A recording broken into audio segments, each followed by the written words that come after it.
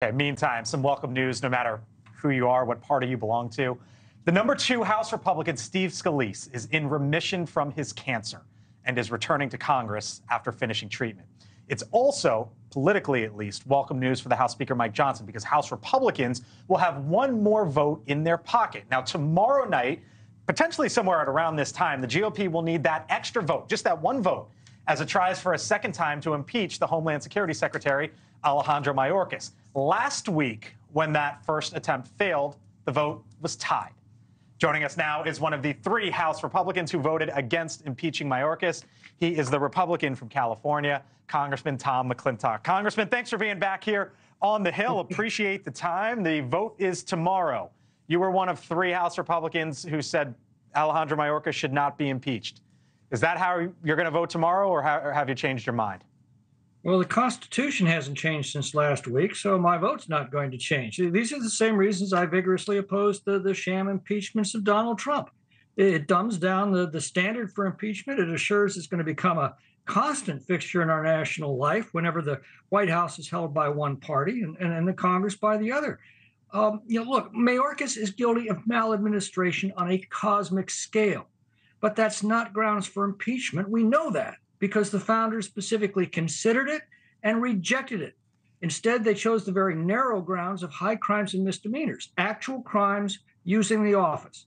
They didn't want policy and political disputes to be turned into impeachments.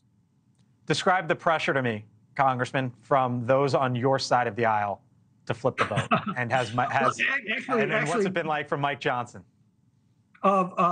Mike called me. I explained my reasons. He was very respectful of them, and that was it. I have not had any pressure put on me.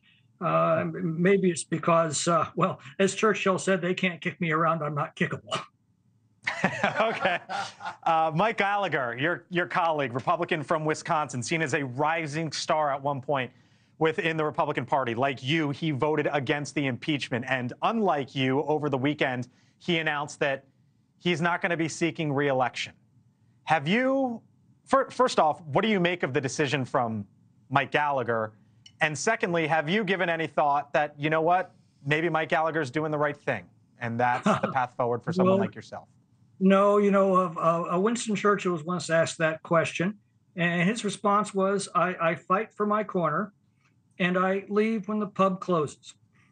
I was devastated by Mike's announcement because I think he is a very capable and principled individual.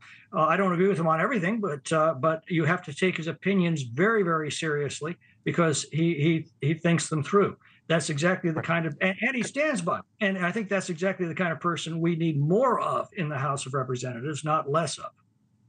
Do you think you'll get GOP support? Do you think President Trump will support you?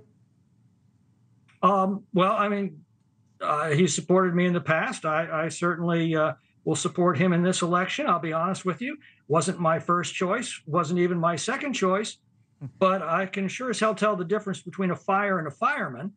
And if a fireman's trying to save my house from burning down, I really don't care if from time to time he behaves like a bit of a jerk. We'll leave it there. Congressman McClintock, thank you for joining us and for being here on the Hill. Appreciate the time, sir. We'll see you soon.